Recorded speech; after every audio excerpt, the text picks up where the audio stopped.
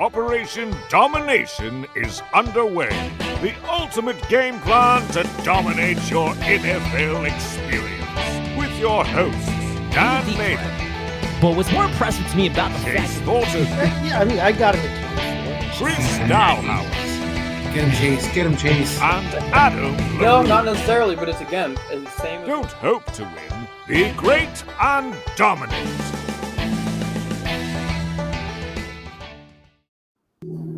And with that, we are back with Operation Domination for another edition of our Team Profile series. Thank you all for tuning in live on our YouTube channel. Make sure you check out Operation Domination on your favorite podcast app. We're available to you wherever you like to listen to podcasts, on the go, on the run, mowing the lawn, whatever you like to do this summer, all year long. I'm your host, Dan Maynard, joined here my boys Adam LaRue, Chris Dowhower. We do have a special guest in the books, and we're going to be talking about the AFC West. So with no further ado, let's get our guest introduced now. And now, the moment you've all been waiting for. He is the man, the myth, the legend, the FSWA Hall of Famer, the one, the only, Mr. Greg Kellogg!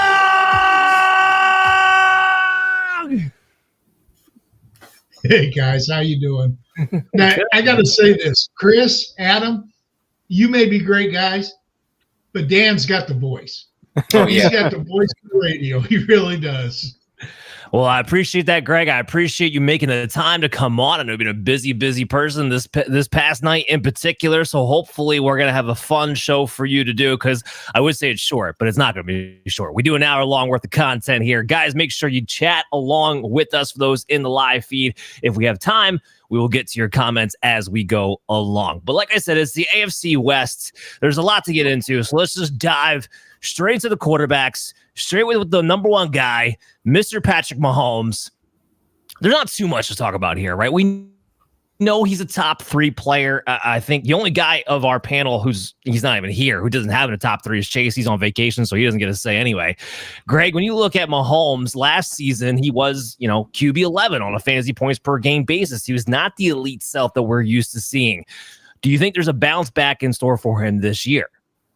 I do. I targeted him in Scott Fish Bowl, which I don't know if your viewers know, is the largest charity tournament in the world. And I had the sixth pick and was thrilled that he fell to me there. Now, it is a running quarterback league. They really, what people call nerfed the quarterback passing yardage. They basically cut it in half in scoring. But I still think he has a huge bounce back here, because I like the additions at the wide receiver position. That's the big key, right? We're getting some weapons back into the game. Yeah, speaking of the Scott Fish Bowl, I'm in one of those right now too. And yeah, it is very much a quarterback rushing friendly. It just rushers in general, like first downs, 0.25 points, the rushing yards, the touchdowns, the passing yards are deducted. I think they're like a point, or not even half of what it would considerably be for an entire point for over 100 yards. So there's a lot of weird scoring in the Scott Fish Bowl going on. And it's a super flex league. So yeah, it made those rushing quarterbacks all that more valuable. Big shout out to Scott Fish and Fantasy Cares, a great organization there. But I want to get Chris's thoughts though, because Chris, Greg says they're going to bounce back. Obviously, you think so too. You have him ranked at number one, and whether you're in a Scott Fish Bowl or a typical redraft league, usually the rushing quarterback has a little bit more of an upside, certainly has more of a floor. Josh Allen has been the number one quarterback 3 of the last 4 seasons. Jalen Hurts has been up there at number 2 quite often. 2 quarterbacks that can get double-digit rushing touchdowns. Hurts has been doing that pretty consistently. So what is it about this makeup that says to you Mahomes is your number one over both of those guys? I think the consistency, Dan. I think also the lack of turnover around him. There's going to be different coaching staff in the Philadelphia Eagles. We're going to see kind of how that adjusts. Is it going to adjust? Jalen Hurts is going to get all those push touchdowns. Is Saquon Barkley going to get some of those touchdown opportunities as well? Josh Allen's in an offense in Buffalo that we don't really know what they're going to be. Josh Allen led the league in fantasy scoring when he had a lot of touchdown passes. He had 37 to 1 year. Last year was basically using his legs, which is 15 touchdowns, which was a normality for Josh Allen. Even though he's a big guy, he's not usually rushing for 15 touchdowns like Jalen Hurts is. So there's two guys that have question marks above the board where Patrick Mahomes is getting weapons galore added to the thing. We're coming off of 2 seasons ago where he was QB1 without Tyreek Hill, without any of the receivers they just drafted, without Marquise Brown, who they just added to this roster, and Pacheco, a rookie. So now you go to the third year, you have all pieces back, and you got an Andy Reid who we all know, to throw the ball. So it gives him some toys. You get Patrick Mahomes, who had a career high in rushes attempt last year. Now, he is great rushing touchdowns, Dan, but I think that's also going to kind of come back, where it's the first year he did have any rushing touchdowns. The year before he had 4. So if he gets 3 or 4 touchdowns, and this is a guy who had twice gone over 5,000 yards passing, has in between those 2 seasons had 4,800 yards and 4,700 yards, has touchdown galore passing opportunities, 38 touchdowns, 41 touchdowns, 37 the other year. So other than last year, Patrick Mahomes has been the man, and a guy that week in, week out, I can trust in my life feeling he's going to be competitive with any quarterback you can throw against me. Well, I'm going to add a little bit something to that. Let's lay out the fact that, last year was his worst year by a number of metrics, right? Worst touchdown rate of his career, 4.5%. Worst passing yards per average at 261. Worst yards per attempt at 7. Air yards is 6.5. Just across the board, it was a down productive season for Patrick Mahomes. Still wins the Super Bowl, but for fantasy purposes, was still a down productive season for Patrick Mahomes. And at the end of the day, still QB 11 on fantasy points per game basis. So I guess my point I'm making there is at the very least, we know that Mahomes' worst is still a top 12 quarterback. So that's where we're not going to be too squeamish about there, but I do like the weapons they came and brought in. We don't have to talk too much about Patrick Mahomes. We know he's elite. We know he's going to be drafted as one of the top 3 quarterbacks in most year drafts, ADP QB3. Let's talk about somebody that is a little bit more controversial, who may be looking at a little bit more aggression, especially from a fantasy standpoint. That is Justin Herbert. I don't love the offensive system for him from a fantasy standpoint. I love him in NFL. Like, Chargers are going to have an identity. They have Jim Harbaugh, Greg Roman, one of the best passing quarterbacks that they've had in their NFL 10 years. Jim Harbaugh going from the 49ers back to college, and we'll see what he's going to come up with now. Greg Roman, we saw what he did with Baltimore with rushing quarterbacks, with Colin Kaepernick back in the day as a rushing quarterback. So it'll be interesting to see how they adjust to having an actual pocket passing quarterback. Love from an NFL standpoint. Don't know how much volume, don't know how much production they're going to have. I'm low on them. I got him at QB 19. Greg, do you think that's too low on a Justin Herbert, who is a very good NFL quarterback, but maybe doesn't have the system, doesn't have necessarily the weapons you're looking for? Well, in fairness, I don't rank any players. I base my opinion on what I see on the field and what I know about the players and coaches around him. One thing I know about Jim Harbaugh, he wins. He is going to put a winning team on the field for the Chargers. One thing I know about Justin Herbert is he is an outstanding. I mean, how many rookies throw for over 30 touchdowns as a rookie? Herbert did. Okay. Herbert's going to throw more than people think. And I think I saw something where Greg Roman, as an offensive coordinator, has thrown the ball 40 times a game in his history. So it's not like they won't throw the ball. It's going to depend, in my opinion, and we're going to talk about these players later, but it's going to depend on the running game for the Chargers. If the running game cannot dominate, they will throw the ball to move the ball because Harbaugh is going to win. He does what it takes to win. And frankly, I have my opinions about that running game. I think it's going to be okay, but I don't think it's going to be Michigan-esque where you can run the ball the entire second half against a top 10 team and not be stopped. You can't do that in the NFL against any team. So Harbaugh's going to throw the ball. Herbert's going to throw the ball. And I think you're way too low on him. I'm looking at Herbert as a 10 to 12 type guy. But again, I don't really rank him. I got to believe that Chris and Adam aren't that low on him. Well, we'll get to Adam in there in a second. I just want to throw this out there. Greg Roman's only had one season as a play caller where he was in the top 10 of pass attempts, and it still wasn't 40 pass attempts a game. He's never been higher than 35 in a single season. That was 2021 with Lamar Jackson with the Baltimore Ravens, and one of the years that people started watching. Say it again.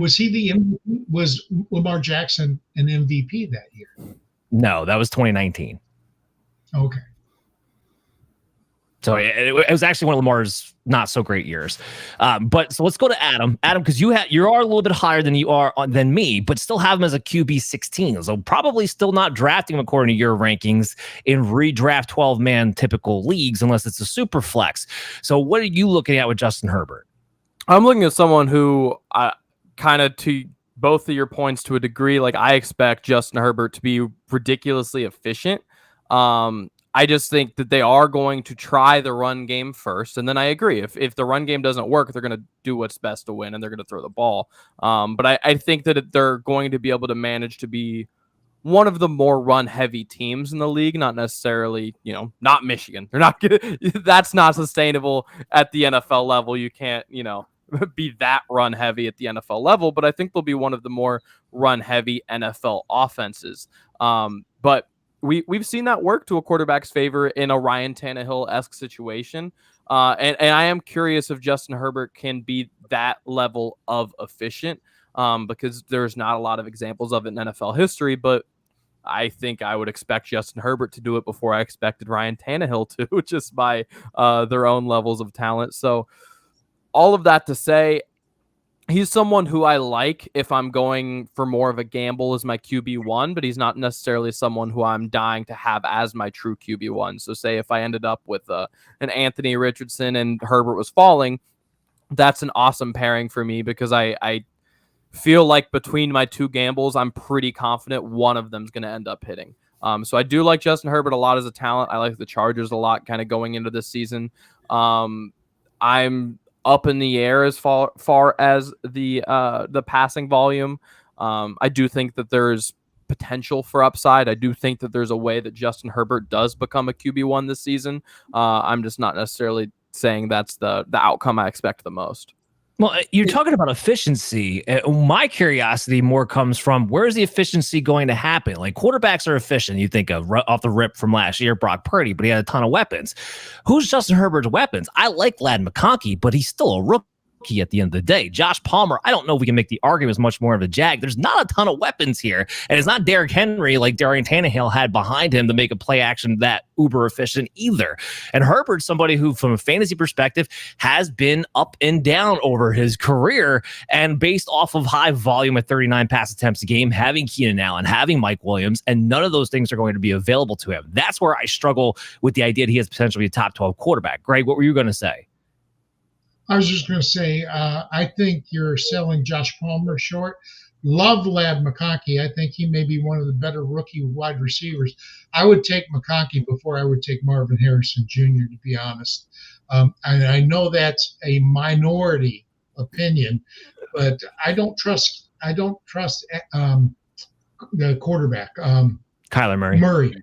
Yeah, I don't trust Murray to stay healthy. I don't. And I'm not real big fan of short quarterbacks anyway. I think you're going to see more running out of Herbert than you have in the past. And I think he's going to be more capable of it than people think. But I think all this Harbaugh's going to run. He's got to be able to run to do it. And he will adjust. Because one thing Harbaugh's done everywhere he's been is win. He won in San Francisco. He won in Michigan. And he's going to win in San Diego. And I think the talent in San Diego is much better than it was when he was in San Francisco and in Michigan when he first got there. Chris, let's get your 2 cents in here. My two things are where the upside in, I think, is what we just, Greg just alluded to, the rushing potential. I do think Justin Herbert's going to be allowed to use his legs. This is a good athlete. This is a guy who it can be, get you a couple touchdowns in the red zone, use his big body, having his big guys in the backfield, Gus Edwards, having, whatever the other running back situation is going to be, having those guys kind of getting attention, Justin Herbert kind of tucking and, bringing it to the end zone himself. And then the efficiency, I think the volume might be a little bit higher than some people expect, because I think this is the NFL, where it's not going to be they're going to run a ball 75% of the time or anything like that. And when we look back what Stanford did with Harbaugh with Andrew Luck, I think that's probably the closest comparison, talent-wise, that Harbaugh's had with a similar quarterback. And you didn't see necessarily Stanford open it up and air it all out, but they were very efficient and they were very good in the red zone. They had to get their weapons, their big, tall receivers, the ball in the red zone. One thing you do still have on the Chargers is a couple guys who are pretty big guys. Quentin Johnson's a big guy, adding Disley as a tight end. They had different weapons that I think kind of fit where Justin Herbert can kind of spread the ball around, not necessarily have a number one receiver, similar to what Green Bay did last year, but also kind of keep you off guard because you're always kind of expecting the run, but a guy who can push the ball down and throw it anywhere on the field. Will Disley a weapon? That's got to be the quote of the show right off the bat there. All right, so let's move in the Bo Nix a little bit. Chris, I should say Chris was actually lowest ranked of us on Justin Herbert. He had him at 21. But just moving in the Bo Nix here, we all have him about the same range. I got him at 32. Chris has got him at 30. Adam's got 31. So, Greg, when you hear all of us in that bottom tier, especially from a fantasy standpoint now that we're talking about, what does that make you think with Bo Nix? I think he's a rookie quarterback going into a situation that's not great. I don't think you look at JJ, he's going in, he's got Justin Jefferson, Jordan Addison, and eventually TJ Hawkinson, plus Aaron Jones, a great receiving back. Bo doesn't have that. Now, I think Bo is a good quarterback, and I think the second half will be much better. If you're in a dynasty league, look to grab Bo in the second half. But I think you guys are ranking him about right for this year. In a redraft, I would not touch Bo Nix. Yeah, it just seems a little rough, especially after watching Sean Payton.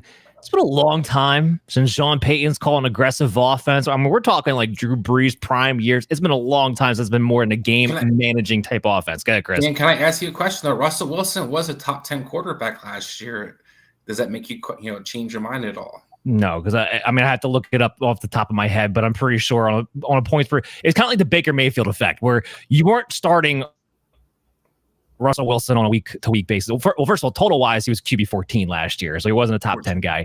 But in points per game basis, he was QB 16. So it's kind of like the Baker thing, where if you were actually starting Russell Wilson week to week, it wasn't a good thing for you. And a lot of that had to come to do with ridiculous touchdown rates and not much else.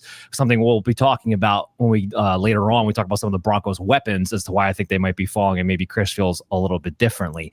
But before we get into running backs, we got to wrap up the quarterback position. And the main question I wanted to ask the panel, starting with Greg, is who will or should start for the Raiders this season, Aidan O'Connell or Gardner Minshew? Now, per request, Greg wanted me to put up this that was on social media earlier today, which is fantastic if you have to read through it. If you're go ahead, Greg. He's jacked. He's jacked. He's a stud. A woman says, why can't I find a guy like this? And Gardner reaches out to her and says, hey, Gardner does. And she says, no. And then he says, I'm literally the guy in the pick. So, it's funny. For no other reason, realistically, they brought in Gardner Minshew to start for 2 years to teach Aidan O'Connell how to be a pro. O'Connell had a decent year last year, but not great. Okay. He was top 12, a starter, I think 2 or 3 games. But he was also, he had one game where he finished lower than backup quarterbacks. He had one game with like 1.48 points. And Minshew, when he played, he's got 7 or 8 years experience. He will be the starter this year. Whether we want it or not, he will be the starter unless he just craps the bed in training camp. And I don't see that. I think he sees this as an opportunity.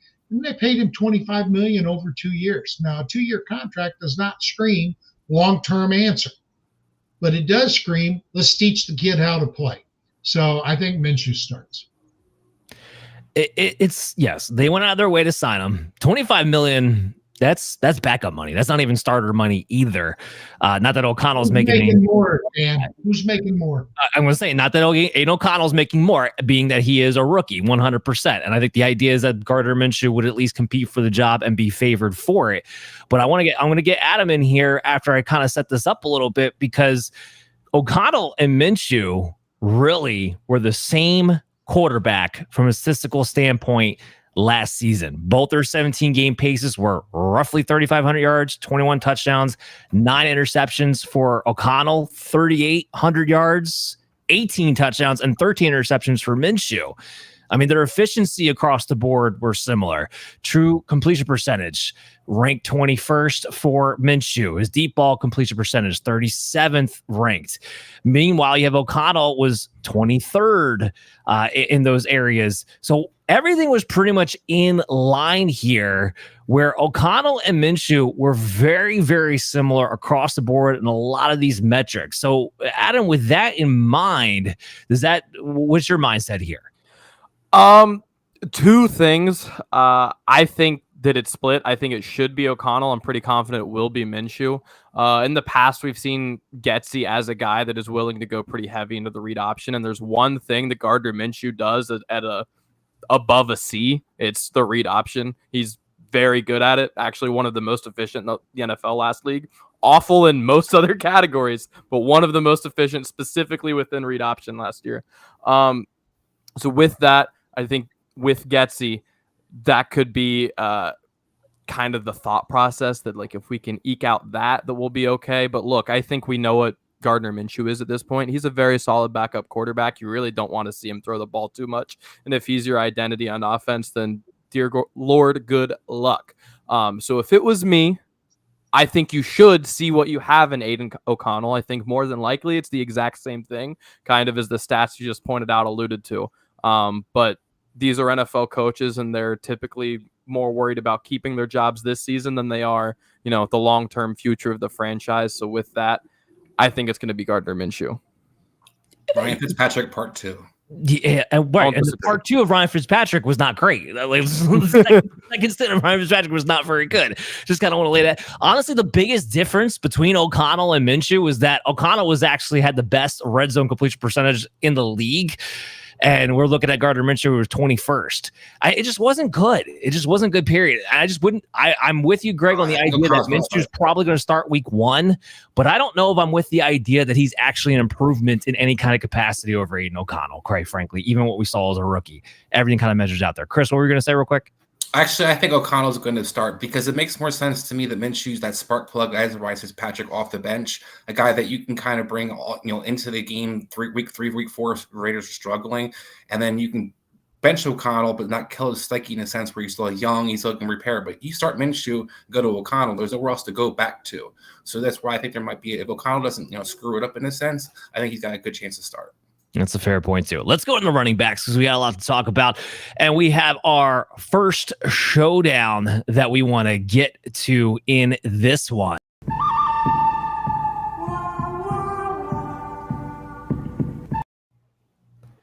Okay, so the showdown here is over Isiah Pacheco. Chris and I have him ranked in 2 different tiers. Greg's going to judge our debates and see which one he agrees with more and where he falls on the Pacheco value of it all, too. I have him at 16. Chris has him at 8. So a mid-level RB2 to a mid-level RB1. So, Chris, why are you so confident in Pacheco cracking that top 8 this year? First, I'm trying to figure out why you hate one of your own Rutgers players, Dan. I mean, there's very few of them in the NFL, so give them some props. But I think Isiah Pacheco is one of those last cutoff guys when you get to the actual bell cow back opportunities. There's a lot of different guys who talk about being a bell cow back, but he actually has the opportunity to be that guy. CHE is the only guy kind of there right now on the roster. They have a bunch of undrafted free agents backing him up. No McKinnon. And we saw without McKinnon, it was only a 4-game stretch, but he had over 100 yards and 20 touches per game. He's a guy who's been highly efficient in the passing attack. It was very efficient last year as well. So the increased opportunities didn't necessarily decrease his efficiency in the passing attack.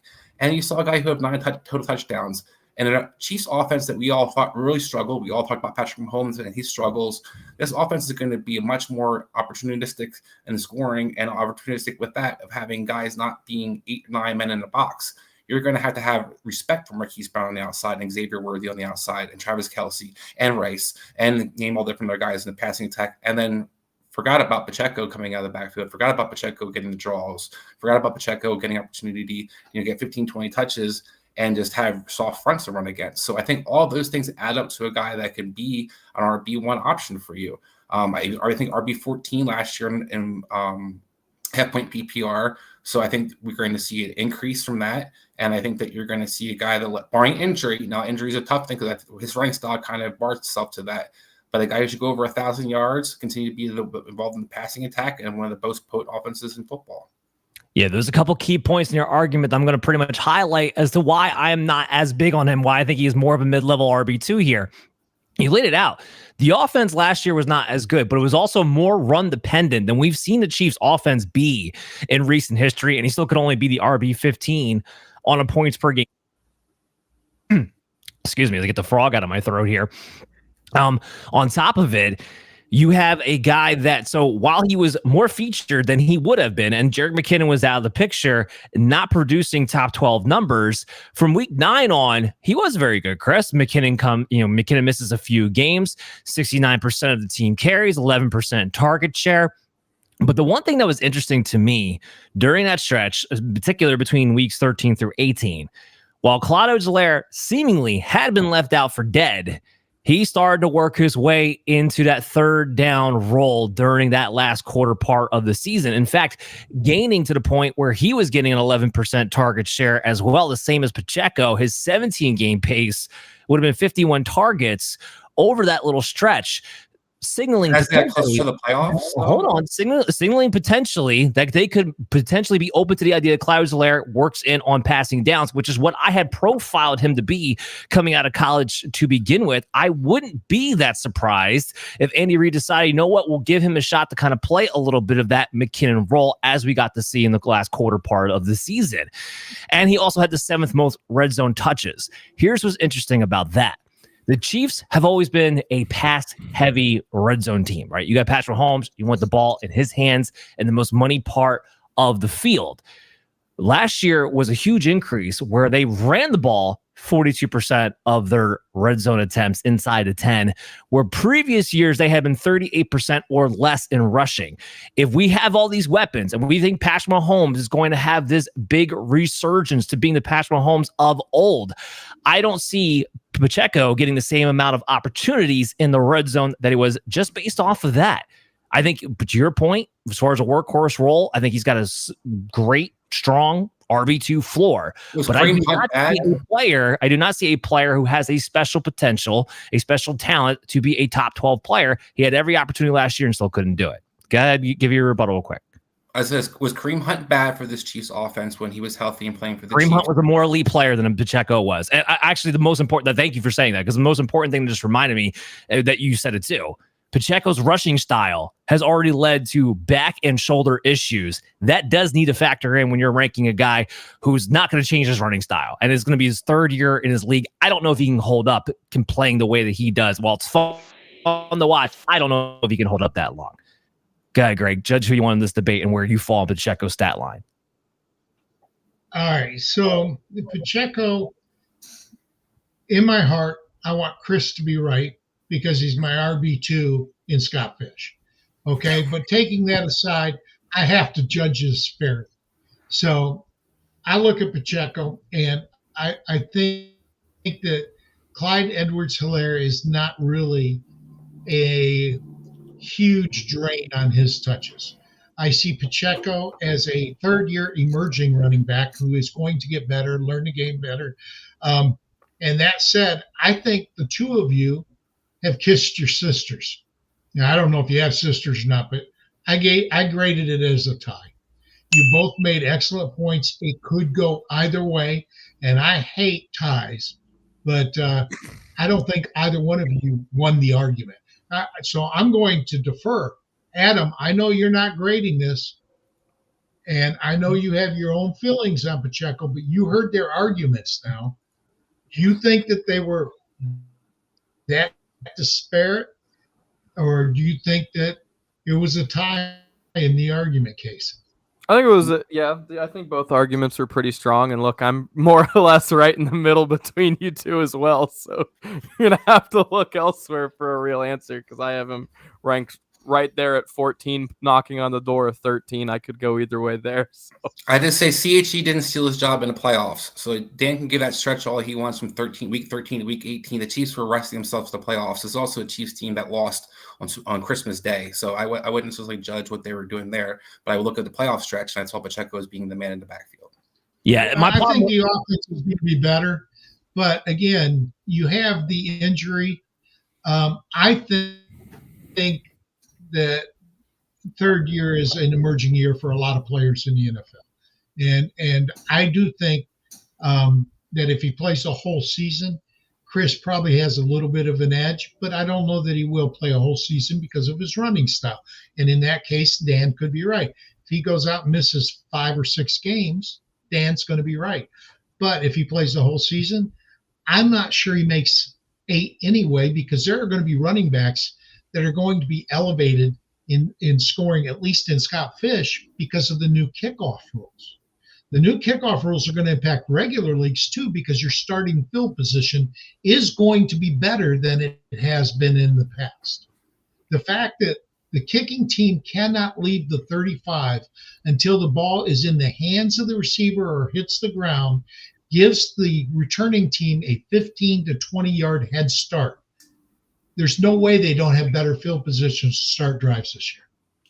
Greg, I'm glad you made that point about it. And I don't want to get too much of a tangent here because we still have a lot to cover. But with the new kickoff rules, there are people like you're talking about the Scott Fishbowl in particular because of the scoring in there. But just in general, it's a new rule. It's going to, and people are going to be curious about heading into the NFL this season. And I just want to throw this out there. Starting running backs are still not going to be involved in kickoffs. Let's be real. Coaches do not want to put extra wear and tear on their starting running backs, even in these situations. So when people are asking me about return games and these elite running backs as Chris McCaffrey or Saquon Barkley or, going to be returning kicks, emphatically no. But what I am glad that you brought up within that was the idea that the field position could be a lot better, which may lead to being more favorable for coaches to want to run the football, especially early downs. So I do like that aspect of it. Just wanted to point that out. Let's get into Zamir Whibbs. Zamir Whibbs. I don't even know where that came from. Zamir White here. And this is a guy who's kind of interesting to me, right? Because I could make an argument based on what we got to see in the 4 games that he started that maybe this guy has a lot more potential than what we're necessarily willing to give him credit for. I mean, Adam, Chris, and I all have him either as a back-end RB2, high-end RB3. We're all pretty much kind of in the same range. On the flip side, we only saw it for 4 games. It's a small sample size. It wasn't a guy coming in with screaming high draft capital and not a offense that necessarily makes you feel uber confident in what it's going to be able to put up this season either. So, Greg, when you look at Zamir White, what are your expectations? I expect him to be high-end RB2. Everything depends on scoring system. It really does. I don't expect him to be a 60 reception running back. But if he can get 30 to 40 receptions, which I think is possible, I do think that he can edge up in that 12 to 14 range because he is a bell cow. And I think the coaching staff saw enough that they didn't really push to keep Josh Jacobs, who is a superb running back. So I like Zamir White because you can draft him so late and still get a guy. Remember, Najee Harris was a top 3 running back his rookie or second year based on volume. Zamir White is going to get volume, but everything depends on your scoring system. Half-point PPR, half PPR, I think he's going to be very good. In no PPR, I think he's going to be even better. Yeah, I mean, he's going as RB23 right now in ADP. Adam, what are you seeing as Zamir White? What are you thinking? I'm really torn on Zamir White because I agree. You look at those games and actually the efficiency numbers within those games, not just like yards per carry, but like yards after contact, his elusiveness, all these things like actually, I mean, small sample size, sure, but in the same offense, he far outperformed Josh Jacobs in those categories. He was definitely doing more after contact. He was definitely more explosive. Like, there's no doubt about it. So, on one hand, I'm like, I think you can be a genuinely good running back, and I didn't dislike Zamir White. I believe in the class that he came out. It was towards the back end, but he was in my top 5, and I did like Zamir White. And there's some things that he does does do pretty well at an NFL level. The problem is I just really hate having running backs who are on bad offenses, and I have a problem with this offense just kind of on the whole. I mean, I talked about something earlier why I think, it could be Gardner with Getsy. That doesn't mean I like Getsy, right? I just think he has a tendency to do those things. I don't think he's a good offensive coordinator. I like that the Raiders seem to be a team with good chemistry, and maybe that can work out. But looking at this offense on paper, it's hard to be optimistic about really anyone outside of Davante Adams for me. And that's the guy who I'm like, all right, volume will probably prevail and it'll be fine. But everyone else, I just have a really hard time. So I do have him just barely outside of my RB2. I do think he's worth a gamble at that range because I think the upside is there. I think he's a talented player. I do think he'll get volume. I actually, kind of to your point, Greg, I think that he'll be sneaky on third downs because I actually think he could compete with Amir Abdullah as far as a pass blocker specifically. If they plan to throw to the running back, I think it'll be between Lauby or Abdullah. Let's not get it twisted. But I think he could find himself on the field on third downs just as a pure pass blocker. I think he did do a fairly good job at that at Georgia. At least I graded him much better in that category than Lauby at the very least. We'll see what happens with Abdullah. But nonetheless, he's an interesting guy. I think he is right around an RB2 for me in the low end, but I think he's worth a gamble. Yeah, it's just the tier that he's kind of falling in, right? Like he's again ADP RB23. James Conner's right behind him, according to ADP. Raheem Mostert's still down at 27. Tony Pollard, we've talked about on this show. We kind of like him. He's at 29. So there's just other guys I feel like have more potential in their game than Zamir White does, and it makes it kind of hard to value him anymore. But his volume should give him a floor of an RB2. Let's talk about another guy who I'm torn on, because I wasn't torn on him initially, but all of the hoopla coming out of the Denver Broncos camp has me questioning, okay, well, exactly what is this role supposed to be? And I'm not even 100% sure now. And that's Javonte Williams. I look at Javonte Williams, I look at that backfield. There's no doubt in my mind who the best running back in that backfield is. It's Javonte, especially on a 3-down skill set. I don't think that's a question. McLaughlin, he can, be a little compliment, be a little spark plug. That's fine. It's not a guy who's going to get more than 10 touches in a Sean Payton offense in any given game. Aldrick Estime, I don't think that was a pick made for this year, and I still have a lot of questions about what he can even be from an NFL standpoint. They're talking about a guy who ran a 4.7 and only knows how to run straight, has no wiggle in his game whatsoever between the tackles. I'm not really big on an Aldrick Estime, and Samaje Perine. We know what Samaje Perine is. He's there to block on third down. Like that's it, plain and simple. So I think it's definitely Javonte Williams. So I have him ranked at 26, which is the highest of this panel as of now. But there's a lot of talk about Javonte. Maybe the team is soured on him. I don't know, Greg. How are you reading this situation? I've heard he may not even get out of camp. He may be cut. Now, whether that's true or not, the thing we have to remember is he had a 3 ligament tear 2 years ago. Okay. You don't come back from that first year. That's why I'm not high on Brooks in Carolina. Brooks is going to be fine in Dynasty. I don't want him this year because in a redraft, I think you don't come back that first year from a 3 ligament tear. It's a tough thing. Just to be clear, Jonathan Brooks had an ACL injury that was more in line with Breece Hall, not Javonte Williams. It was a clean ACL tear. It was not a multi-ligament tear. Just to make sure you got that information out there. But my point is that you don't get confidence. The injury heals in 9 months. Talk to Jesse Morris, fantasy doctors. He's a surgeon. He's an orthopedic specialist. I talked to this guy. He says he doesn't think Chubb will play this year. If he does, it'll be late in the year. I feel the same way.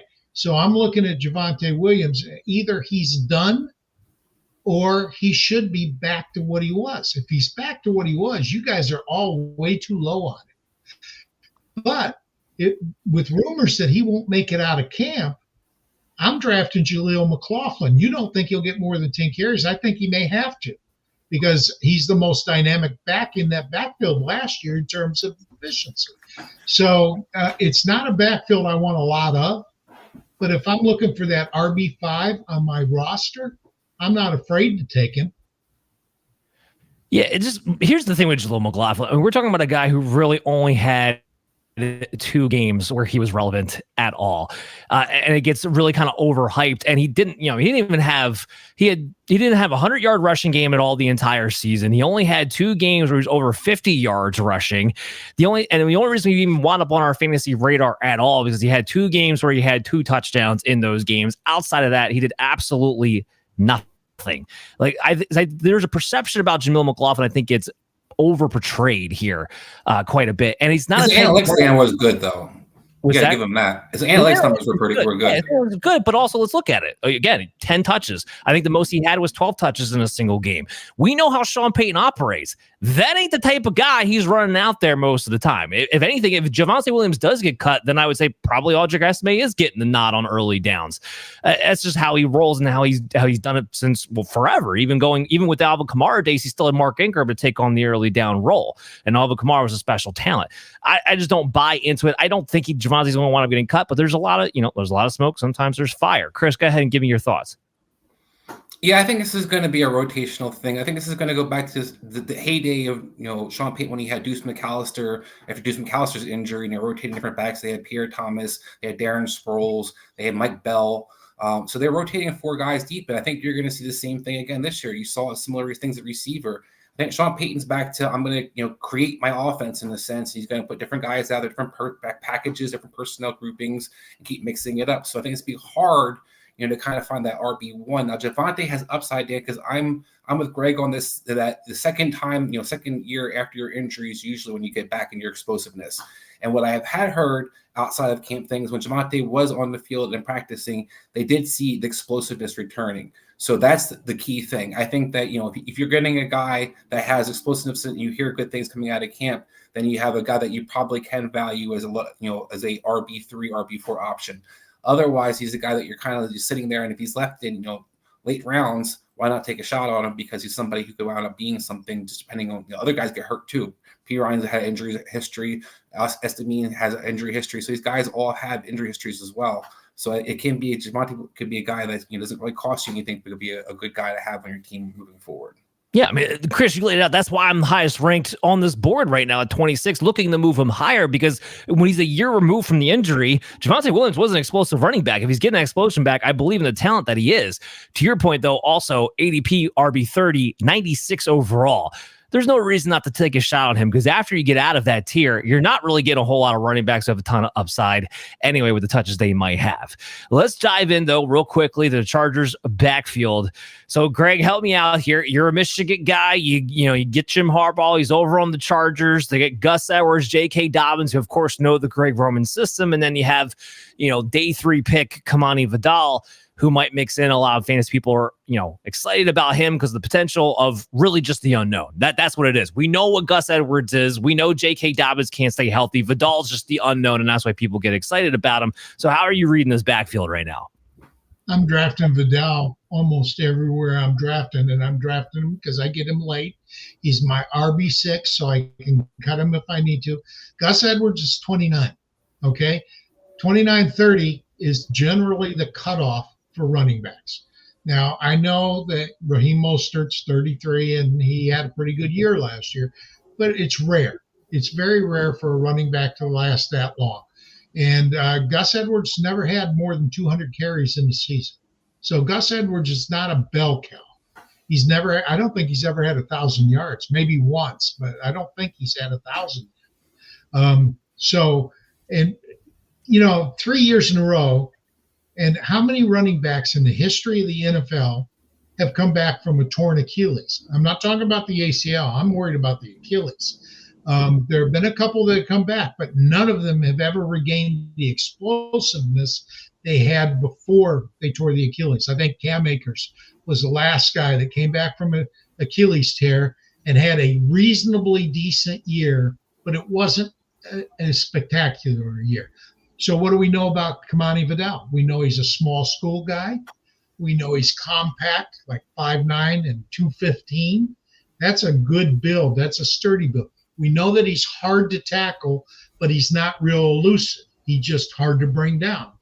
So he's a Jim Harbaugh type back. I mean, if you look at Jim Harbaugh, who did he like the last 2 years? Hassan Haskins, who was very hard to tackle, and Blake Corum, who is a 5'9", 205-pound guy that is very strong and hard to tackle. I think Kimnai Vidal gets the starting job, if not week 1, by week 3. And I think that he's going to be the bell cow back in that system. So I love him, especially at value. We'll have to see. He's still a 6th-round pick who's very questionable in pass protection, and so is Gus Edwards. And that's what makes this whole thing murky, in my opinion. Gus Edwards isn't going to give you anything in the passing game. We know that. He doesn't even play on third downs because he's been a terrible pass protector his entire career. Vidal has those similar questions as a 6th-round rookie coming out of Troy. J.K. Dobbins would be the quote-unquote best pass catcher, but again, coming off an Achilles injury, I don't know what we're even kind of J.K. Dobbins we're going to see. So this whole backfield, in my opinion, is a complete mess, which, to your point, I think makes Vidal the more intriguing fantasy guy because you can draft him 1 ADP RB 49. So again, if you take him, you can easily cut him. It's not like he's killing your team, and everything else is such in flux that maybe he finds a pathway. I don't think it's going to be as soon as you'd say, unless there's an injury, but at some point in the second half of the season, it could be right there. I want to dive right into these wide receivers, and now I'm going to kick this right over to you. Davante Adams, you have him at wide receiver 9. You mentioned him earlier. You're big on him, even though, I mean, last year he had all the volume last year, wasn't still great for him. So what makes you more confident this year? I do think going back to Minshew, going back to the RPO, going back to the get see it evolved, the whole thing, I think the only way this offense works, and I'm just really banking on them figuring this out, is that it's a RPO, 1 read, and that 1 read is Davante Adams. Otherwise, it's Zamir White getting the ball. I think Minshew can make that work. I think Adams can make that work. I really don't see another pathway for this offense to function. I mean, obviously, you can't run RPO every play, but that has to be like the backbone and the identity for this thing to function in any capacity. Like, genuinely, like, I don't see another pathway.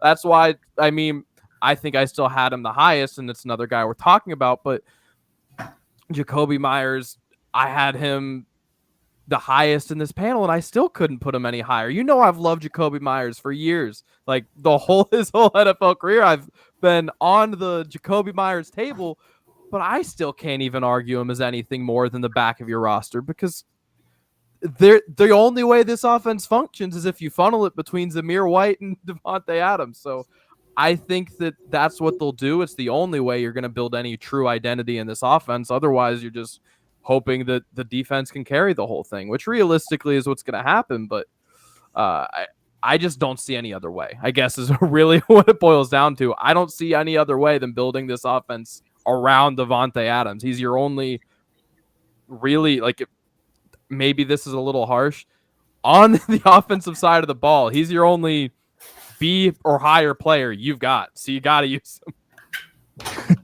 Well, look, the passing game is going to funnel through Davante first. I don't think there's any question about that. And most times, you know, fantasy owners, if I told you your receiver was going to get 175 targets, he was going to get a 33% team target share, and he's going to get you, 8+ touchdowns, you'd be thrilled. But even with all of that Adams did have, and he had 100 receptions to go along with it, still only the wide receiver 18 on a fantasy points per game basis. It was just so brutal. It was like pulling teeth to get production on a week in, week out basis, even with them over targeting him. And the biggest reason why was because of the ridiculous low ADOT of 10.8, which is by far the lowest in his career. Second lowest mark in yards per target is 6.5, which I think the lowest one was back in his rookie season. We weren't sure if Davante Adams was actually going to be a good receiver yet. And it's been 4 years since Adam had fallen short of getting double-digit touchdowns. I've already laid out how I don't think Gardner Minshew is necessarily an improvement upon this. The only thing I think Adams has going for him is that, well, you get Luke Getsy, who did have success with you, featuring you in the past. That's the only silver lining I could find. As far as the Meyers thing, the biggest thing I think that hurts Meyers is not so much the offense as Brock Bowers coming into play and running around the same routes. That's why I'm not as big on Meyers. Greg, give me your quick thoughts on Davante Adams. I think he's a star. I think he's quarterback proof. And I do think Minshew's going to start and be better for him than O'Connell because 6 years experience is better than 1. And bottom line is that he's seen more in his time. And when you only have one receiver, you're going to go to that guy, and that's going to be Davante Adams. Yeah, wasn't quarterback proof last year, so we'll have to see. I mean, it wasn't terrible. It was wide receiver too, but for ADP wise, for where he finished is where the disappointment comes in. Yeah, but Dan, most leagues start 3 wide receivers, or at least 2 with a couple flexes. That's still a good player. And what's his ADP now? His ADP I'm not worried about last year. I'm worried about this year. Yeah, his ADP is wide receiver 13 now, which is where I have him ranked. I'm okay with his ADP currently. I just don't think this is a top. I take that back. I'm sorry. His ADP is wide receiver 10. I don't think he's a top 12 receiver right now with the way this offense is, with the way this quarterback play is constituted. Well, and he may not be, but he's going to be close. I don't think he's a wide receiver 30. I think he's the argument we're making here. Remember, we're talking about. But that's my point is when you're drafting these guys, whether they finish 10 or 14, doesn't matter. They're still starters. Sure. They're still a starter on your fantasy squad. And he's going to be a starter for somebody's fantasy squad. What we don't want to do, and even if they're a starter on your fantasy squad, is guys underperforming their ADPs, which is where we have to be careful with the value, which is more the argument that I'm making here. But again, his ADP is not too far off of where I have him ranked. We do know he has a floor of a wide receiver too. I want to move into some of the Charger receivers a little bit. Chris, I want to get your opinion on this because you are the highest ranked of me and Adam on Lad McConkey. And I do love Lad McConkey. I want to have the cojones that you do to put him in the top 36. Part of my issue, and I want Chris, I want to see if you agree or disagree with this. Part of my issue is that the closest example I think we saw was Marquise Brown with Greg Roman, right? His rookie year, 2019, Marquise Brown, outside of Mark Andrews, was the number 1 wide receiver on that team, even as a rookie. And he still had actually a 27% target share. The problem was it's a Greg Roman offense, and a 27% target share only led to 71 targets on the season. So you're talking about probably the equivalent of like a 17% target share on another team. Again, like McConkey a lot as a rookie, but what is his volume really? And is he definitely the number 1 receiver in your book for this team? Well, I mean, I think eventually he becomes number 1 receiver for this team. I don't know if he starts with the season as such. I don't disrespect Josh Palmer. I think Josh Palmer is a competent receiver, and he's got a rapport with Justin Herbert off the bat. So I think that'll pay some dividends. But overall, I think Lad McConkey is a replacement for Keenan Allen. We saw how much Justin Herbert loved throwing to Keenan Allen over the last few years. We also know that looking at Greg Roman, he talked about the Ravens days. Let's highlight the 49ers and Bills days. When he had a receiver 1 in Greg Roman's offense, is a guy who commands about 27-31% of the target share on average. That's what we saw. And usually that average winds up being about 115 targets to 120 targets. It was Michael Crabtree for a couple of years. It was Antoine Bolden for a couple of years. In Buffalo, it was Sammy Watkins. Now, the key thing, Dan, you're kind of alluding to is that second receiver, only once for Greg Roman's career has he had that second receiver have over 100 targets as well. Bolden, Crabtree did the 1 year. But other than that, hasn't seen a second receiver going over 100. But you've seen it get around 80 to 90. I say all that because as receiver 1, if Lad McConkey takes that role by the end of this season, sees about 115 to 120 targets, the 27-31% target share, which is the receiver 1 sees in Greg Roman's offense, that's going to be a guy who's going to probably follow the top 36 for you and has more upside for that because I think a guy who's very talented, you can line up inside, outside, you can move around and be a red zone threat as well. So I think for me, I look at McConkey as a guy who has a lot of upside, but also a safe floor because he's a guy who can consistently get open. He can sit in soft zones, and he's going to be a guy who's sits in that slot position that we know is going to be featured in that offense. Yeah, I like the argument. I do. I have my wide receiver 39. I'm not that far off. It's just that the rookie and Greg Roman and everything else that comes with it. And you're also talking about Lad McConkey, who's coming off of a season where he had to miss a few games due to injury. Where is he at exactly coming back? I don't know if he's somebody you're loving in the month of September. I do think he's somebody you're liking in the second half of the season, though. I'm kind of with you on that one. Greg, I'm going to get to you because I want to move on here. And this is a big question. Which of the Kansas City Chief receivers do you want the most, whether it's because you think they're going to perform the best or because you think they have the best value? Well, I think Rashee Rice is clearly the best receiver, but he could be gone 8 games. You just don't know because we don't know the legal situation. So I'm drafting Hollywood Brown. I think Marquise Brown is probably the best receiver of those guys there. Xavier Worthy has had some issues. I'll draft him, but he's going to be real late for me. So for me, I think Hollywood Brown is going to build a rapport with Mahomes. It's the best quarterback he's ever had. And if he has a couple big games early, then Rashee Rice coming back may not matter. Yeah, Adam, how are you looking at this? I want to get your opinion on this one. I'm still kind of playing this by ear. I think I'm going to be drafting a lot of redraft. I'm going to really like these Chiefs wide receivers. I'm really hoping for some more information because not only the Rashee Rice thing, right? I need to know how these receivers are actually lining up because Hollywood Brown is a wide receiver who, again, on this show, he's like Jakobi Meyers. I've been a Hollywood Brown guy this whole time. Hey, if you're the guy getting all the targets, I love you. I love Hollywood Brown, right? I can't stand when teams make Hollywood Brown try to play an X. I'm really scared that the Chiefs are going to try to make Hollywood Brown play the X. And I want to be high on Hollywood Brown with Patrick Mahomes because absolutely it's the best quarterback he's ever had. This is an awesome opportunity for Hollywood Brown. I'm really excited for him. But man, it's terrifying, the thought. So, look, we get into training camp. First 10 plays that they finally do 11 on 11. I see him, 7 of those plays. He's in the flanker. I'm sold. I'm high on him. We're in it to win it in redraft. But I'm just holding my breath until I see it. I really am. I just need to know kind of what the usage is going to be. If we get kind of Rashee Rice and Kelce kind of doing the slot type things, obviously the Rashee Rice thing is just another bomb that we can throw in this situation.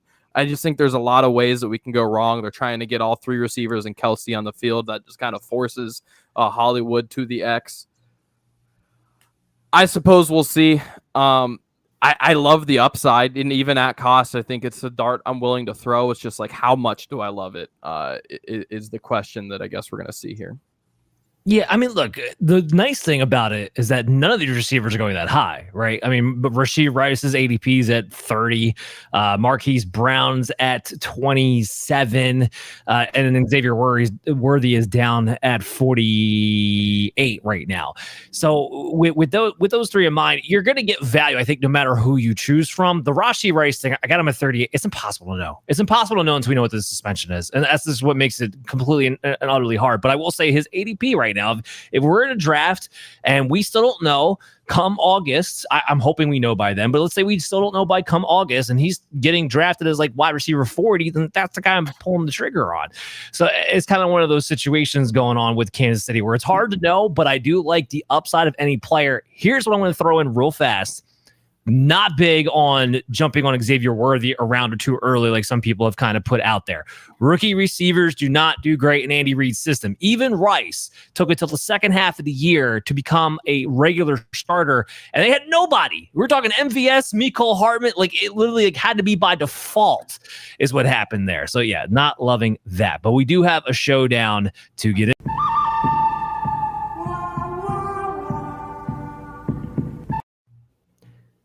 It's Chris and I, again, battling over Cortland Sutton this time. And we have a much wider gap in this one. So Chris has Cortland Sutton ranked at wide receiver 38. I have him at wide receiver 54. Greg, you're going to go ahead and judge this. Chris, go ahead and make your argument why Sutton is still a borderline bottom end wide receiver 3. Look, I know everybody's going to talk about touchdown regression for Cortland Sutton. He scored 10 touchdowns last year. It's going to be impossible for him to score 10 touchdowns again this year. But when we start talking about the regression, let's not go too crazy where it should probably maybe fall a couple touchdowns, maybe 6, 7, 8 range. That's not out of realistic that he can score 7 or 8 touchdowns. It's not crazy. Cortland Sutton scores 7 or 8 touchdowns.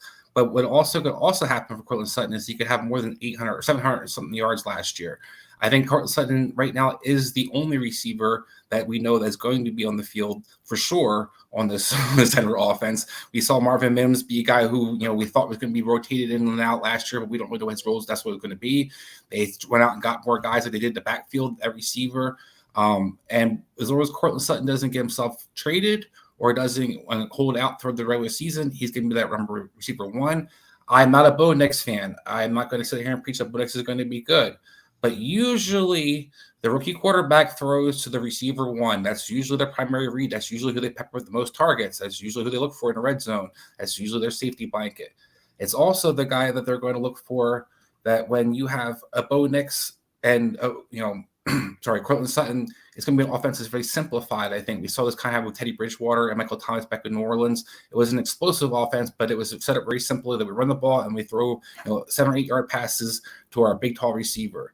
Cortland Sutton's probably going to be that guy. I know Tony Franklin. It was a guy that was drafted, but we saw. I bring him up because I think not necessarily we could do this year, but we saw Bo Nix have actual success going to Tony Franklin in college.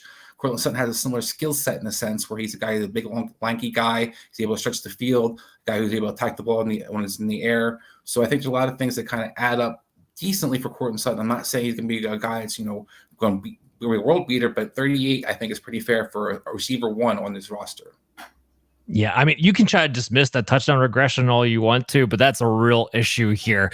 10 touchdowns last season. His previous high was 6 in his career. And even with the 10 touchdown season, was still only the wide receiver 36. So he needed a normal amount of scores in order to even put himself as a top 3 wide receiver. And you're only ranking him 2 spots lower. If he does... He also didn't play 2 games in this season. Down to 6. We're not talking about lower. We're talking about 6 touchdowns of where he was before. He didn't have 100 targets. He didn't even have 800 yards. He's never had more than 900 yards in a single season. He has 1,000 yards in a season before. 2019. I'm sorry. He hasn't more than 900 yards since 2019. So it's been 5 years since he's even had more than 900 yards. That was my stat there. My correction. My bad on that one.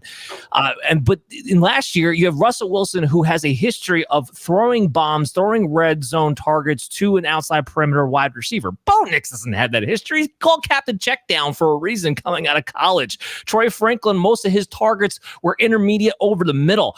I don't know when Cortland Sutton hasn't been running that route tree in forever, and he sure as hell didn't do it last year with Sean Payton either. He made him an X receiver and kept him out there on the perimeter. I don't like that for Bo Nix at all whatsoever. I don't see him being able to replicate his obscene touchdown rate from last season. He doesn't have much of a higher ceiling than 100 targets and 800 yards, no matter who the quarterback has been for the majority of his career outside of 1 year, and he hasn't been that guy in 5 seasons. Great, go ahead and judge. Okay, well, I do believe you both made good points. All right. Sutton, he did have a big year, and he's probably going to regress some, but he's a big receiver, and the tight end isn't that great in Denver. Now, I know we're going to talk about him a little later, but frankly, quarterbacks that are rookies tend to have the field shortened for them. A lot of times they only read half the field rather than the full field, and they tend to focus on one receiver. So a lot of it's going to depend on whether Sutton is the one receiver that they focus on. I kind of like Mims, but he's going to be, if things hold true, he'll be the return guy. So he may only be in on 3 receiver sets.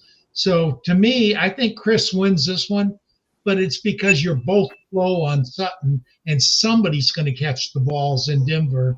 And so I think Sutton is probably going to be the wide receiver 1 in Denver, but I don't think anybody's going to go out of their way to draft him early. So Chris, you win, but it's not a smashing victory because, I mean, what, you said 38 for him? So it's not like you're expecting him to be a top 12 guy. No, but even at 38, I mean, who else? We got other guys going in that draft. We have Deontay Johnson, DeAndre Hopkins, Rashee Rice, Christian Watson, Jordan Addison, Ladd McConkey. Those are guys being drafted in that territory. There's no way you're drafting Cortland Sutton over any one of those guys I just mentioned. No chance. I would. Over who? Rashee Rice. Rashee Rice, you don't know if he's going to miss half the year. I mean, right now you're taking a huge risk drafting Rashee Rice at any point. I would. Again, volume is the key. Opportunity is king in fantasy football. Who is going to take the opportunities away from Sutton in your mind, Dan? I don't think there's many opportunities to do it. Sutton's been the number 1 receiver multiple years, and yet has nothing to really show for it outside of 2019. Well, how did he finish last year? Wide receiver 36 off of an abnormal amount of touchdowns. Yeah, but he finished wide receiver 36. How did he finish in 2019? I'd have to look that up real fast. But I'm also going to add he had Russell Wilson throwing him the ball, not a rookie quarterback. You're right, he did. You're right, he did. And what did Russell Wilson do that Bo Nix probably won't do? Throw deep balls and throw perimeter. He spread the ball around. Well, he didn't spread the ball around that much last year. Russell Wilson didn't spread the ball out that much last year. It was still consolidated who the ball was going to. But neither here nor there. Chris gets the debate win here. We got to move on and let's get into the tight ends a little bit. Travis Kelce, the first one up on the Rocket docket. Adam, you're the only one between me and Chris that has him at 2. So why do you hate Travis Kelce so much there, bud? Look, I'm just only having a conversation with you about this because Chase isn't here, because we would be having a much bigger debate. We would have a much different conversation if Chase was here, yeah. So let me at least say that. Thank you very much. I feel like I'm getting... At any rate, look, I'm just doing it for you because if I decide that Laporta is my tight end 1, then we'll get the good Kelce. And then if not, we won't. Look, I love Kelce. I mean, he's getting real up there in age, and it's hard for me to keep betting on him. And I've been doing it, and look, tight end 2 is, come on. Like, I think he's the second guy. Look, I think Laporta is probably, outside of Amon-Ra, the next best weapon in that offense. I like Laporta quite a bit. So I'm erring that way. I think it's close. I think it's those 2, and then it's the rest of them, as far as I'm concerned. I do think those 2 are a tier. And then after that, we're talking about, our Mark Andrews and the like. But I gave Laporta the slight edge. I liked my young guy. It's been a while since we've had a change of the guard at tight end. I think it's about time. Well, you mentioned Laporta. Greg's a Lions guy. So, Greg, let me get your 2 cents on that one. Kelce is the most consistent tight end that's ever played this game. The guy played last year. He missed 2 games. He played injured for probably 6 others. And if you look at his playoff run, he showed he's not over the hill with a receiver that can stretch the field like Hollywood Brown and like Xavier Worthy. That middle of the field is Kelce's domain, and nobody runs the read routes better than Kelce. I love Laporta. Kelce's going to outscore him by 50 points this year. I love Kelce. He's number 1. Yeah, and I think people really they seem to forget that Travis Kelce was not 100% to start the season last year and still was a tight end 1 on a points per game basis. So yeah, I'm 100% with you there. Let's dive into Brock Bowers. Chris, this is the person you're highest on in this list. You have him at tight end 8, which I think is a little aggressive. So why are you so confident Brock Bowers, a rookie tight end with a bad quarterback situation, can be a top 8 tight end? Well, obviously, I'm not as anti-Raiders offense as I think you and Adam seem to be. I don't think Gardner Minshew or Aidan O'Connell are going to light the world on fire, but I don't think they're scrubs per se either, and I think they can feed multiple mouths. And I do think Brock Bowers is a top talent on this Raiders offense. I think he's one of the more talented guys that you can in this draft coming out. A guy that I was super high on as a weapon, not just as a tight end, but as a weapon. Now, as a tight end, this is a guy that you necessarily don't have a guard for. We talked about Travis Kelce and how hard it is for a guy that you can't necessarily match up with. You put a D-back on him, you put a safety, you put a linebacker on him, a guy you can move around, he line up in the slot, you put his hands on the ground, he can come off and play action and come off and drive down the field and go from that way. So Brock Bowers has a lot of ways he can kind of provide impact into the offense. And one thing that I have some trust in Luke Getsy for is he's able to get his receiver the ball. He's able to get his tight end the ball. Cole Clement was top 7 the last 2 years in half-point PPR. So we talk about a guy when I feel like 8. I'm not looking. I think I'm shooting too high. I think I'm looking at a guy who can get similar numbers. A guy who could probably going to get maybe 80 to 90 targets. We saw Dalton Kincaid as a rookie get 92 targets last year. So getting a rookie 90 targets isn't outlandish. A guy that can possibly get you 6 to 7 touchdowns. And a guy can get you around 800 to 900 yards. So you put those things together, that's a tight end top 6, top 7. So I think for me, Brock Bowers is a guy that this offense is definitely going to look to get involved outside just Davante Adams. I think he's the second mouth to feed. He's also a guy they're going to hand the ball to. They're going to get the ball to him in different ways. So I think Brock Bowers is a guy that I love in the red zone. I know you're chuckling, Dan, but it is a guy that I think that he has a potential. I'm not chuckling because I think Brock Bowers doesn't have the ability to do that. I'm chuckling because I will pay money the day Luke Getsy actually draws up plays to do that for Brock Bowers. That's why I'm chuckling. It's not because of Bowers. Yeah, I don't know if this is going to be a Luke Getsy's allowed to say too many things. I think that Brock Bowers is going to be on the field. That's pretty much Antonio Pierce's demand that one way or another you're going to get this guy involved. So that's what I do trust, that Antonio Pierce shows you he prioritizes his playmakers. He prioritizes his coaches and tells them who to get the ball to.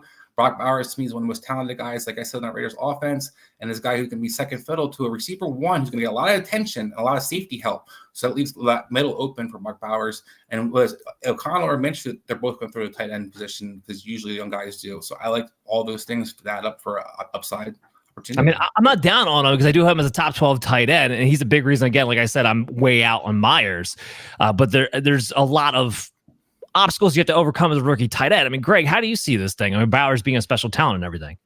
Rookie tight ends don't do what Laporta did. That's so unusual. Look at Kelce's rookie year. I mean, frankly, Meyers, you can be out on him, but remember last year when he was drafted, he was the top tight end in the class, and people thought he was a superior talent. How much of the play does Brock Bowers get as a rookie this year? Quarterback situation you guys have mentioned. I think he's going way too early and way too high. I think Chris hit his ceiling. I think he can finish 8, but I don't think it's likely. I think he's much more likely to finish around 15 to 16. And the truth is, after the top 6 tight ends, most years, there's such a huge drop off that you can punt tight end until late in your draft and take anybody. Well, Clement, number 7, 2 years in a row. Yeah. Well, yeah, and that's fair. But Cole Kmet was also 3 years into his career and wasn't really splitting touches with anybody else. I do think the Mayer thing. I'm not making an argument, first of all, that Bowers is going to be losing an abnormal amount of touches to Mayer or anything like that. But snap wise, red zone wise, Mayer being the better blocker, especially early on in September, is where I do wonder. That's why I brought up Dalton Kincaid. That's why I brought up Dalton Kincaid and 92 targets. Right, and Dalton Kincaid wasn't good for fantasy until Dawson Knox was out of the way. So the 92 targets was the key that I'm focusing on, and that's around what Cole that Clement wasn't enough to make him a top 12 tight end, was it? It was enough to make Cole Clement the top 7 tight end 2 years in a row. So that's what I'm going off the 90. Because of touchdowns. That's the key. Is Bowers going to get enough touchdowns with this offense? Again, like I'm not much lower than you on him. I have him as a top 12 tight end too. Is Brock Bowers getting 7 touchdowns outlandish? I think it's high. I think as a rookie, I think it's high end. I think that's about as good as he can get. And I think is outlandish? No, I wouldn't say it's outlandish. Yeah, I think your numbers on receptions and yards. And Brock Bowers is like a generational talent, but okay. We'll see. Laporta's in I hate that comparison there. Laporta's in a much better offense, a much better quarterback, a much better situation across the board with nobody that he had to split snaps with at the tight end position. It's a totally different. It's apples and oranges you're comparing there. Even if Bowers is a better talent, quote unquote, than Laporta, you still need the context of everything else around you to be able to do what he did. But we're going to end on that note with our underdog specials. I only had 3 because I couldn't find a Denver Bronco prop that I liked, but I do like Travis Kelce higher than 950.5 receiving yards this year. He hasn't been lower than that mark since 2015. Yeah, take Travis Kelce higher than 950.5 yards. Ladd McConkey higher than 725 yards this season. We've talked about McConkey to death, how we think he could be the lead target of this team, and 725 is low for a guy who could be the wide receiver 1 in this offense with Justin Herbert as his quarterback. Zamir White, I have him higher than 4.5 rushing touchdowns. Look, Josh Jacobs had 6 in 13 games. Zamir White's going to be taking all of his work, especially inside the 5-yard line. While it's not an offense that he's going to score a ton, I do think we're going to see more than 4.5 rushing touchdowns as long as White plays 13 games or more this season. And those are your underdog specials for this division. Big thank you to Greg Kellogg here coming on to the show and spending time with us. Appreciated it so much, man. I want you to tell everybody, some things you've been working on, what you want people to check out, where to find you at, and hopefully we'll see you soon at the Expo. Well, I'm looking forward to seeing you guys at the Expo. I do a Thursday podcast, 7 o'clock Eastern, called Thursday Checkdown with the sports affiliation. You can see the logo up. Is that the way? Nope, the other way. Up there. These guys they want to keep fantasy fun and positive. So that's why at my age, I don't need the negativity. But I do want to invite you guys in season. I'd like to get one of you on to do my podcast. And then off season next year, I'd like to have all of you on to talk what you're doing next year. So stay in touch with me on Twitter. You can find me at Gregory L. Kellogg, which is in the name. Thanks for putting that up, Dan. I know you don't like to. I appreciate that. You guys are fun. You are. And I don't know what your subscriber numbers are, but you're with Tyler. Is it Tyler Bradley? Bradley, yep. CEO of Fantasy Football Advice Network. Hey, Tyler, I met this last offseason, and he's a good guy. He really is. And he's doing things right, and bringing you guys on, I think, was a great move. You guys are very knowledgeable. You do the micro analytics a lot more than I do. I do not. There was no ADOT when I started. So I like ADOT, but what does it really tell you? It tells you the depth of the target. But, if the guy's only got 5 targets, that's meaningless. And if it's a full year, the depth of the target doesn't. I just think that too many people use microanalytics and don't actually study the coaches. I think, but you guys talked about the coaches today, and I love that about your show. I really do. People need to tune in. You guys do a great job. You got good chemistry, and you're fun. You put up Gardner Minshew for me. I love that. I do. The guy's a stud.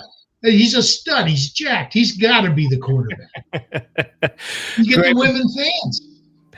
Greg, we put up anything for you, man. We appreciate you coming on. Appreciate the kind words. And yeah, we'll absolutely get on your show when we can definitely schedule that out after today's show.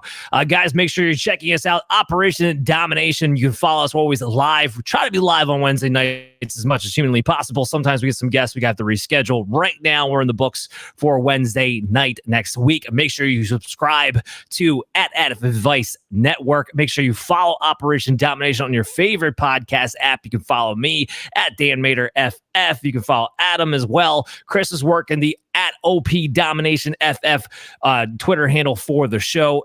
So you can find us in all kinds of different ways.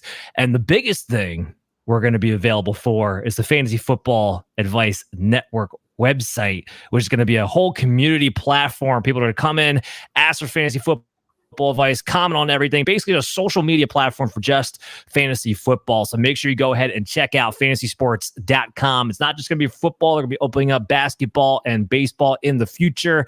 Right now, football is full go, though. So make sure you go ahead and check that out. We'll see everybody next week. Have a great weekend. Hey there, I'm proud to say that Underdog Fantasy is the newest sponsor of our show, and it's my favorite place to play fantasy games. No waivers, no trades, no lineup settings, just best ball for season-long drafters all year long. And you gotta check out Pick'em. It's so easy to play. Just pick 2 to 5 stats of your favorite players. You can choose whether they go higher or lower on those stats, and if you can pick 5 in a row, you can win 20 times your money. Sound like fun? Well, guess what? You can sign up with promo code FFAdvice today to claim your special pick, plus a first-time deposit offer up to $250 in bonus cash. I cannot wait to see your entries